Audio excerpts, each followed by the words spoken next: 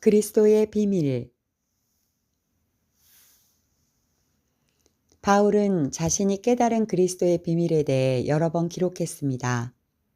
그것을 읽으면 내가 그리스도의 비밀을 깨달은 것을 너희가 알 수 있으리라. 그리스도의 비밀이란 무엇입니까?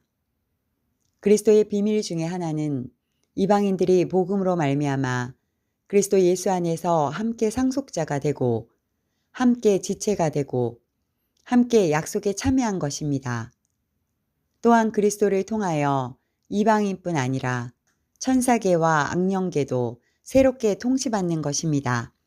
그 중심에는 십자가의 죽음이 있었습니다.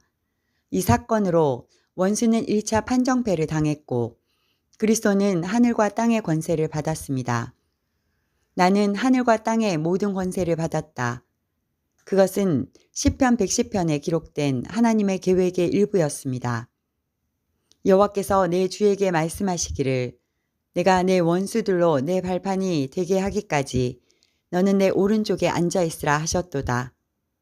여호와께서 시온에서부터 주의 권능의 귀를 내보내시리니 주는 원수 중에서 다스리소서. 그리스도의 원수는 옛뱀으로 알려진 마귀와 그에게 붙은 자들, 타락한 천사들과 사람들입니다.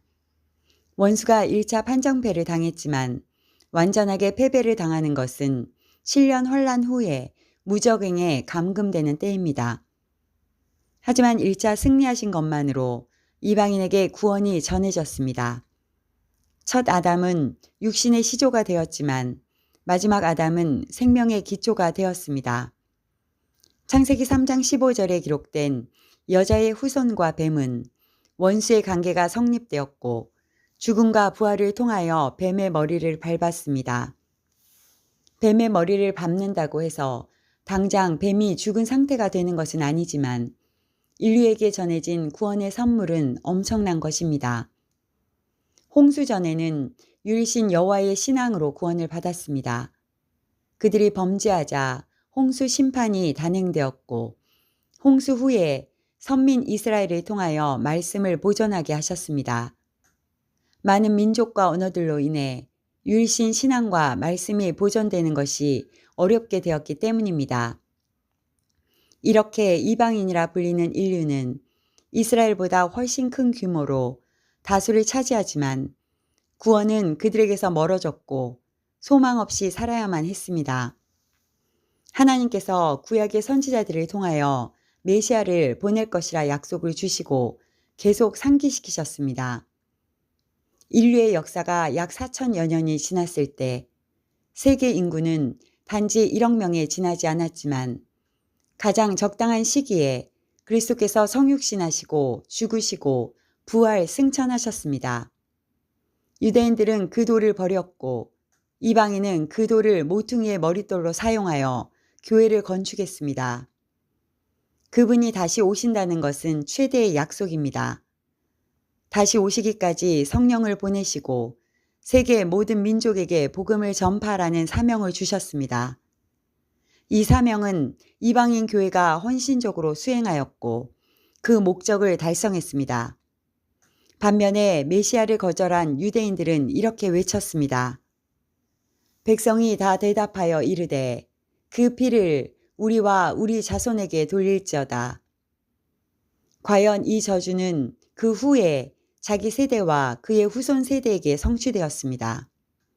그러므로 의인 아벨의 피로부터 성전과 제단 사이에서 너희가 죽인 바랴가의 아들 사게라의 피까지 땅 위에서 흘린 의로운 피가 다 너희에게 돌아가리라. 십자가 사건은 AD 30년경으로 예상하고 있습니다. 정확하게 당시의 한 세대 40년이 지난 AD 70년에 예루살렘이 멸망했고 유대인들은 디아스포라가 되었습니다. 히틀러는 제2차 세계대전 1933년에서 45년 중에 자행된 홀로코스트에서 유대인 600만 명을 학살했으니 그들의 후손에게 돌리라는 저주가 성취되었습니다. 1948년 이스라엘의 독립안이 유엔에 상정되었을 때 아랍 대표들이 이 구절을 인용하여 반대했다는 일화가 전해지고 있습니다. 이방인은 그리스도의 피로 구원을 받은 은혜를 입은 반면에 유대인들은 그리스도의 피를 흘리게 한 이유로 저주를 받았습니다. 유대인들은 아직도 그리스도를 영접하지 않은 상태입니다. 그들에게 아직 7년 환란이라는 재앙이 남아 있습니다. 두 증인이 유대인들에게 회개의 복음을 전파할 것이지만 그들은 짐승의 혹독한 박해와 아마겟돈 전쟁에서 심판이 예고되어 있습니다. 어린 양의 피로 씻은 교회는 7년 환란에서 출애굽을 할 것이지만 미련한 신자들은 타작 마당에서 낫으로 추수를 당할 것입니다. 휴거가 첫 열매라면 환란을 통과하는 신자들은 최후의 추수를 하는 대상입니다. 그들은 애굽의 군대에 쫓겼던 유대인들처럼 홍해를 건너야 할 것입니다. 다시 유대인들은 예수님의 말을 직접 듣고도 온갖 유전을 근거로 거절하였습니다. 현대 신자들은 온갖 교리를 동원하며 예수님의 말씀대로 살지 않습니다. 주님의 말씀에 비추면 얼마나 부족함이 많은지요.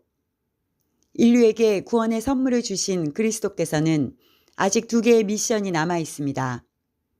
교회 신부들을 불러 올리는 일과 하나님을 거절한 인류를 심판하시는 일입니다.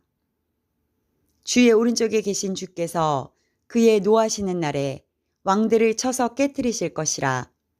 문 나라를 심판하여 시체로 가득하게 하시고 여러 나라의 머리를 쳐서 깨뜨리시며 길가의 시냇물을 마심으로 그의 머리를 드시리로다. 최후의 멸망은 땅의 포도송이들로 이들은 짐승의 우상에게 경배하고 그의 표를 받은 인류입니다. 천사가 낫을 땅에 휘둘러 땅의 포도를 거두어 하나님의 진노의 큰 포도주 틀에 던짐에 그들에게서 나온 피가 땅에 퍼졌습니다. 이들의 심판은 요엘서에도 기록되었습니다. 너희는 낫을 쓰라. 곡식이 이것도다. 와서 밟을지어다. 포도주 틀이 가득히 차고 포도주 독이 넘치니 그들의 악이 크미로다. 이사야도 기록하였습니다. 만민 가운데 나와 함께한 자가 없이 내가 홀로 포도주 틀을 밟았는데 내가 노함으로 말미암아 무리를 밟았고 분함으로 말미암아 짓밟았으므로 그들의 선혈이 내 옷에 튀어 내 의복을 다 더럽혔음이니 이는 내 원수 갚는 날이 내 마음에 있다. 수십억 명의 인류가 사륙당하는 모습을 마치 포도의 즙을 짜는 기계로 묘사하고 있습니다. 아마겟돈 마지막 전쟁에서 성도들의 피를 흘리게 한 그들의 피가 모두 유출되고 결국 불못에 들어갈 것을 예고하는데 거대한 심판이 시행될 것을 묘사합니다. 이방 교회에 주어진 미션도 종료하고 있습니다. 그러므로 너희는 가서 모든 민족을 제자로 삼아 아버지와 아들과 성령의 이름으로 그들에게 세례를 베풀고 내가 너희에게 명령한 모든 것을 지키도록 그들을 가르치라. 보라, 나는 세상 끝날까지 언제나 너희와 함께 있을 것이다. 교회에게 주신 미션은 2가지입니다. 1. 모든 민족에게 복음을 전파하는 것과 2. 주님께서 말씀하신 명령을 가르쳐 지키도록 하는 일입니다. 이 일이 이루어질 때 주님은 하나님의 우편에만 계시지 않고 우리와 함께 하신다는 약속입니다. 우리는 미션도 끝나가고 있으니 갑자기 생생하게 떠오르는 플래시백처럼 주님께서 약속을 이행하실 것입니다. 아멘, 할렐루야.